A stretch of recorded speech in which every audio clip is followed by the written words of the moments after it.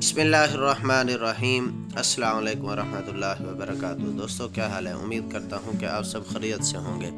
दोस्तों, राज की बातों में खुशामदीद। दोस्तों, आज हम बात करेंगे कि मिरासी ने जब नई गरम चादर ली। मिरासी ने जब नई गरम चादर ली, शान से चौड़ा होकर कंधे पर रख कर गाँव की चौपाल में जा बैठा। नंबरदार ने चादर देखी तो अपने बेटे की बारात में इस्तेमाल के लिए मांग ली। बारात गांव से निकली तो चादर दूल्हे के कंधे पर थी। बारात को देखकर एक शख्स ने पूछा, बारात के दिए? मिरासी झट से बोला, बारात नंबरदारा दिए ते चादर मेरी है। चौधरी के लोगों ने मिरासी की धुलाई कर दी कि ये बताने की क्या जरूरत थी।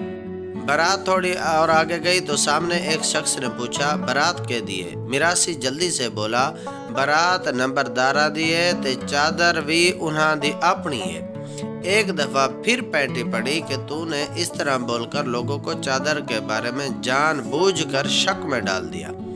अब जो तीसरी मर्तबा रास्ते में फिर किसी ने पूछा कि इतनी शानदार बारात किसकी है, तो मिरासी ने पूरी सलाहियतों को बरोकार लाते हुए जवाब दिया कि बारात तो नंबरदारों की है, लेकिन चादर दा मैनू बिल्कुल भी नहीं पता। मिरासी को फिर मार पड़ी कि इस मामले में आइंदा मुंह खोलने की जरूरत नहीं। बारात फिर चल पड़ी। कुछ दूर जाकर एक बुजुर्ग खड़े थे। उन्होंने पूछा, बारात के दिए? मिरासी सिसकते हुए बोला, ना मैनू बारात दा पता है ते ना ही चादर दा।